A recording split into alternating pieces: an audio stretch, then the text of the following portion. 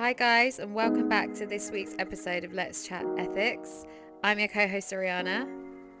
And I'm your other co-host Amanda. And this week we're going to be looking at the next guideline, which is transparency. So this is the EU guidelines for Trustworthy AI.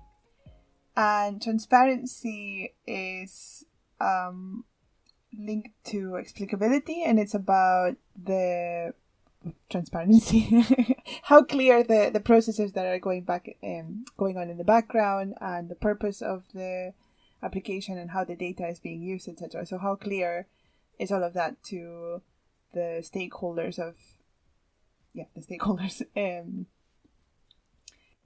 When we're looking at transparency, I think it really relates to this academic paper, the Grey Hoodie Project, Big Tobacco, Big Tech and the Threat on Academic Integrity by Mohamed Abdalla from the Centre of Ethics at the University of Toronto, and Moustafa Abdalla from Harvard Medical School. So overall, the paper basically looks at different academics in Harvard, MIT, and Stanford and Berkeley to basically see how many of them have worked on AI ethics research and have been funded by big tech. And overall, the paper kind of compares big tobacco companies and how their PR schemes worked back in the day to big tech, and how now big tech is funding a lot of the AI ethics research that is done in academic institutions. The paper also at the end does look at ways in which this can be avoided and gives some kind of clarity for what academics should be looking to do. But yeah, it was a really interesting paper in my opinion about how this narrative in AI ethics can be then kind of corrupted a bit by big tech. Yeah, so the paper also mentioned how a Google worker, Eric Schmidt, had been funded to work on a certain paper and then went on to advise as an expert consultant to the Pentagon's Innovation Board. So it was just interesting findings like that were really kind of showcasing how academic research and big tech are kind of colliding together, and that is this research actually transparent then about AI ethics if it's being funded by the big tech to then do research on the big tech being ethical. So what are your thoughts on that, Amanda? I think that's a very interesting parallel or analogy, right, to think about the tobacco industry and the big tech industry as having this in common, where they can fund science. And I think even for the sugar industry as well, right, that's something that people are talking more about, like, or how they influence the healthy eating guidelines that the government might put out or something. Yeah. But yeah, actually, like, I think I never really thought about it that way, even though I've had some funding from industry myself to do with my research, not specifically my research, but to work in dialogue systems, right? So I did that the Amazon Alexa challenge with Amazon, and that is something that enables a lot of research, but at the same time, it dictates what kind of research gets done at universities to some extent. So that's very interesting. And I think, in terms of the science and the publications in medical sciences, a lot of the time they have to disclose where the funding has come from. And that's something that I think, usually in computer science papers, you might have like co-authors from Google or one of the big companies, but usually in the acknowledgements you'll acknowledge if it's like an academic project, like the funding was from, I don't know, EPSRC for example, but maybe not specifically, this was funded by Amazon or something like that. So that's very interesting. I'd like to know more about exactly how they feel that this is sort of affecting for example, what areas of research might be being neglected because it's not necessarily interesting for industry, but also in general how it affects it. Because working in NLP, I know that sometimes the things that are cool to do research-wise don't really pan out in terms of creating viable product, right? Like, I don't know, there's all the fuss with deep learning and stuff. When we tried to do that, for example, for the chatbots, they just don't work. So although it's cool to do, if you actually want something that's sort of customer ready and usable, you're likely going to have to move away from the more research sort of techniques, I guess. Yeah, I think I don't know, Oriana, maybe if the paper mentions more specifically how they feel that it's affecting the research. Yeah, I think the paper's, I think, criticizing a bit more of how it's mainly the funding that happens at the moment is mainly between computer scientists and like academic computer scientists, and then the big tech, and how basically I think at the end they're basically saying a call for can people look for funding in places that aren't in the big tech to make it a bit more transparent, and not just having the research being done about big tech or for big tech just by the computer science in terms of looking at ethics and AI ethics. Mm-hmm. But yeah, I think it's it's pretty wild to me. I mean, it wasn't, in terms of the tables and data that they gave, there wasn't as many people being funded as I actually would have thought. So there was people who who were impartial, and I think which was, I guess, a good positive to take from it. But yeah, I think the problem must align with if people need funding to do certain research, and if only big tech is going to be willing to give this funding. But I also found it interesting that it was mainly the the the so-called classic, we call them Ivy League here. What do they call them? Oh no, they call them Ivy League.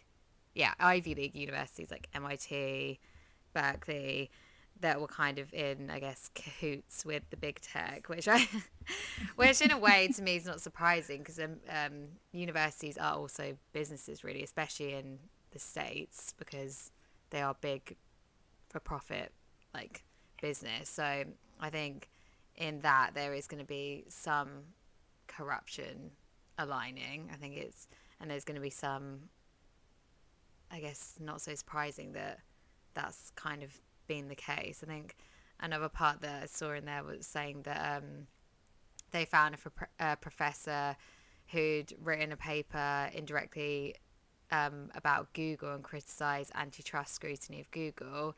Shortly before joining the Federal Trade Commission, it was then the lawsuit against Google was then dropped. So, so I think it's those kind of parts of the paper that I was like, that's kind of very wild, but I guess not so surprising. So I think, again, can we say that there's that much transparency in this so far? And that's what the paper's kind of calling for, that people should be lot more transparent about where they get their funding from. And that's another thing they found in the data, that there wasn't really the transparency there. Like, they couldn't find all the accurate data that they wanted to about who'd worked with who and where their funding come from. Yeah, I think it also affects. A couple of weeks ago, we were talking about the robustness of systems and being able to check that, the reproducibility of experiments. And I think that's also part of the problem with a lot of the industry funding, that if the data is coming from the company, for example, that you might use, and remember that data is now an incredibly valuable resource, then you actually can't publish that data set. And that means that other people can't actually use your data to compare their models to, etc. So I think the ramifications of the massive amounts of funding that are coming from companies has a lot of ramifications, certainly for transparency, but I think also for other guidelines, I guess, other values that we might want. But I think it's very interesting. I'm seeing here in the paper that I think it says 58% of computer science faculty, specifically working in ethics, received funding from big tech. Yeah. So Yeah, which is yeah, that's particularly surprising to me. yeah, I think it's in I guess it's crazy when you think of the fact that in the past how like what the last like 4 or 5 years is when we started to see all the ethical guidelines, and that Google and Microsoft and everyone has started to kind of talk about funding ethics and publishing their own ethical like practices. But now it seems like that's hasn't been the actual transparency that people have wanted. It's just been maybe a cover up, like a band aid covering up the real issues Yeah. on in terms of with the big corporations, and that I guess now we're seeing if they're then funding ethical research, are they really going to fund research that gives them any kind of negativity, like Yeah. I wonder if actually, to some extent, this could actually be a good thing, actually. If the fact that the research is being done at universities, I think it ties you a little bit more to university research guidelines, I would imagine.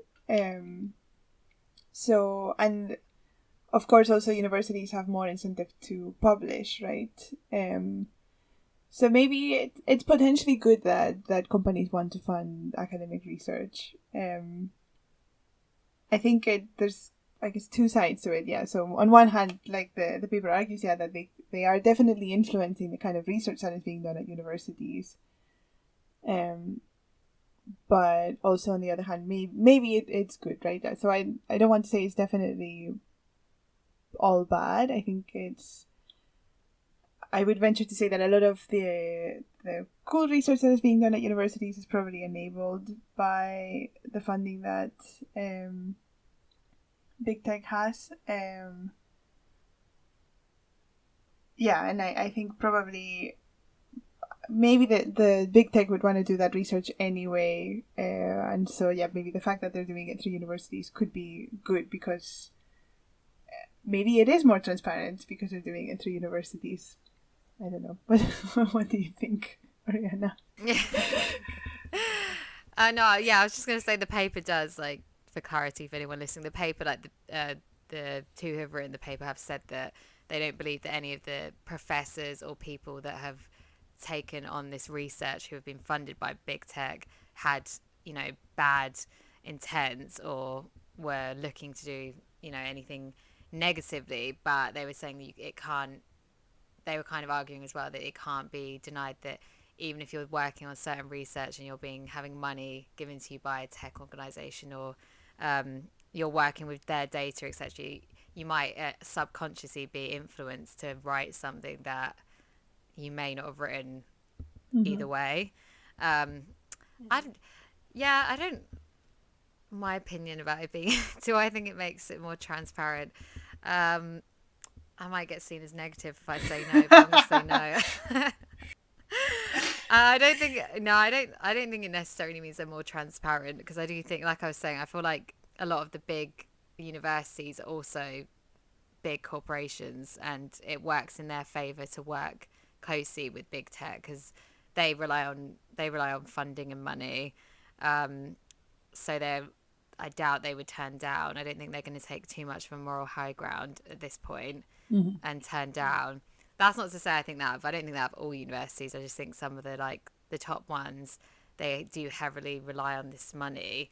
And yeah, even though of course some good research is getting done, but I do think it's worrying that a lot of the ethical research is being funded by big tech, because it just doesn't seem like we're going to get the whole picture and transparent picture in that case. Yeah, I mean, I think that is a good point. So yeah, that's why I think they're is probably both pros and cons. I know that a lot of the talk before when Google had that ethics board and stuff is that, you know, it's an ethics board that's being paid by Google really going to question Google, for example. And so I guess a similar argument could be made for universities that are being funded, or university projects that are being funded by companies. Yeah, I also wonder if to some extent, there will be some projects that are not directly beneficial to companies, but that are maybe a PR move, or somebody at the company is actually just genuinely interested in the project, right? And then they might want to invest in it. I don't know. I'm trying to have a less sort of cynical view of of big tech. Maybe because I am part of the big tech. You are a computer scientist. So I don't want to think that everything is necessarily bad. Yeah, but I think, yeah, I like that the companies are willing to fund academic research. I think part of the reason why they fund it is probably because it's cheaper than doing it in-house. Right? Academics get paid, I think, significantly less than industry researchers, as far as I know. So, and certainly PhD students get paid a lot less than academic researchers. That is very true. So I think that's probably an incentive to do that, not just, yeah. But yeah, I think that's a very fascinating kind of topic and something I think we could probably discuss for a very long time. And I'm happy to see that it's something that we finally disagree on. Yeah, disagree on. I know Amanda and I have been talking about how we tend to seem to agree on everything, so this is something we finally disagree on, which I'm weirdly happy about. But yeah, no, I think yeah. Sorry. Yeah, I'm going to take the more cynical view. No, I was just saying I'm definitely taking the more cynical view here. Got the ethicist and the computer scientist, I guess. Yeah, the clash of heads. Philosophers v computer scientists. Pow pow.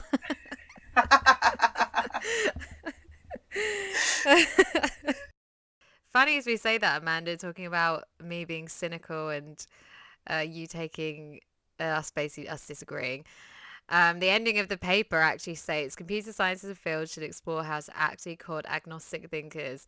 To undo the current groupthink in the fairness field, computer scientists will have to forcibly expose themselves to unpleasant opposition to their ideas and meet this opposition with an open and receptive mind. None of these points can be effectively done in a vacuum. Academics should interface with those who disagree with them and view corporate initiatives with cynicism. While such discussions may not be fruitful at first glance, it is critical they take place. I'm laughing because I feel like that's literally what we've just been doing. Yeah. I think this was written for us. We should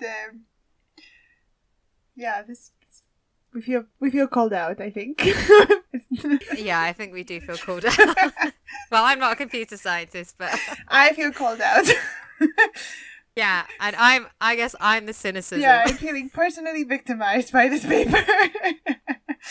No, but I think this is actually a very good point, because I do think that maybe computer scientists and ethicists tend to take an antagonistic point of view here, and it's not about